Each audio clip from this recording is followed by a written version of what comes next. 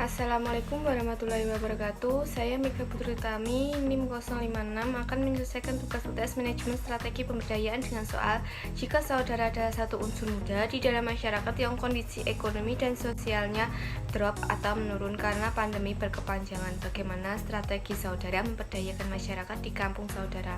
Bagaimana saudara mengatasi persoalan yang kemungkinan terjadi? Misalnya keengganan masyarakat, pesimisme, apatisme, ego personal, dan respon lain yang negatif.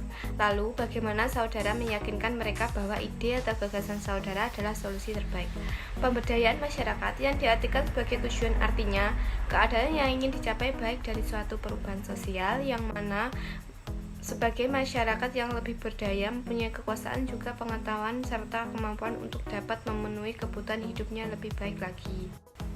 Langsung saja, jadi jika saya sebagai salah satu unsur muda di dalam masyarakat di kampung saya akan menerapkan strategi seperti pemulihan ekonomi di masa pandemi. Bisa dilakukan pembentukan kampung produktif dengan menggunakan pendekatan social planner yang bertujuan memberdayakan masyarakat guna mendukung upaya pengentasan kemiskinan warga di pedesaan atau perkampungan melalui pendekatan gender, yakni pemberdayaan kaum perempuan melalui program kampung produktif atau PKP.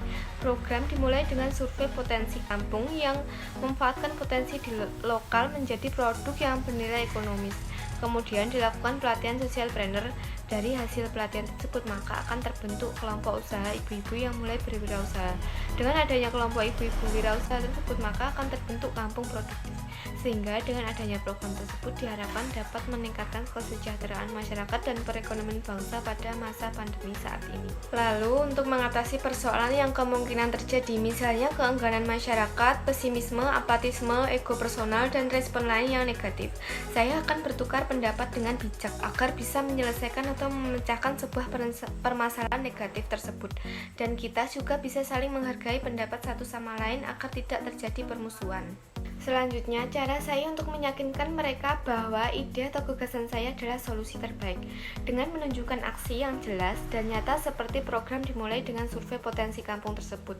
Potensi tiap kampung berbeda, seperti yang pertama potensi wisata atau pengembangan ekonomi melalui wisata lokal. Yang kedua, potensi pangan atau pengembangan ekonomi melalui usaha pangan. Yang ketiga, potensi kerajinan tangan atau pengembangan ekonomi kreatif handicraft.